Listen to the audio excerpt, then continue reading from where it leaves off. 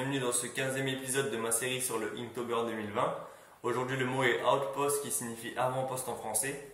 C'est parti. D'après sa définition, un avant-poste est un détachement de troupes placé à une certaine distance en avant du reste des soldats d'une formation militaire. Donc je vais refaire des militaires. Je me suis dit que j'allais faire un soldat qui appellerait ses camarades à le rejoindre une fois qu'il aurait sécurisé la zone.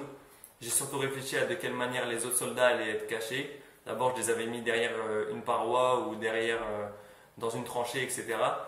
Mais au final c'était un petit peu trop dur à faire, j'ai pas eu le courage de rentrer à ce point-là dans le détail. J'ai donc simplement décidé de faire un soldat au premier plan qui appellerait ses autres camarades qui le rejoignent en courant. J'ai aujourd'hui utilisé uniquement des photos de tenues de militaires pour décider d'une tenue commune entre tous mes personnages. J'ai juste essayé pour la compo d'aujourd'hui de faire de la profondeur un petit peu parce que forcément il y a un personnage au premier plan et il y en a d'autres derrière lui. Donc voilà, il fallait qu'il y ait un peu cette notion de lointain, etc. Et comme pour le jour 7 avec le mot fancy, j'ai pas eu besoin de mettre un élément en évidence plus qu'un autre, puisque l'ensemble du dessin illustre le terme. Mon record est de nouveau battu, pour ceux qui s'en souviennent, avec le jour 10, j'avais dit que c'était un exploit que j'arrive à mettre 4 personnages qui interagissent entre eux dans le même dessin.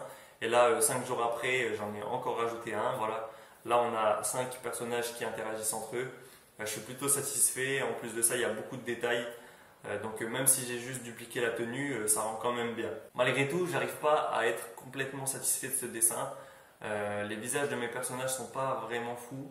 Et en plus de ça, si on regarde bien les 4 personnages qui sont derrière, ils sont totalement bancals. Après, tout n'est pas à jeter dans ce dessin comparé à d'autres que j'ai déjà fait.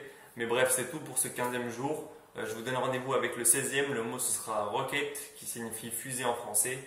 J'espère vous avoir inspiré et si possible donné envie de dessiner. À demain pour le jour 16.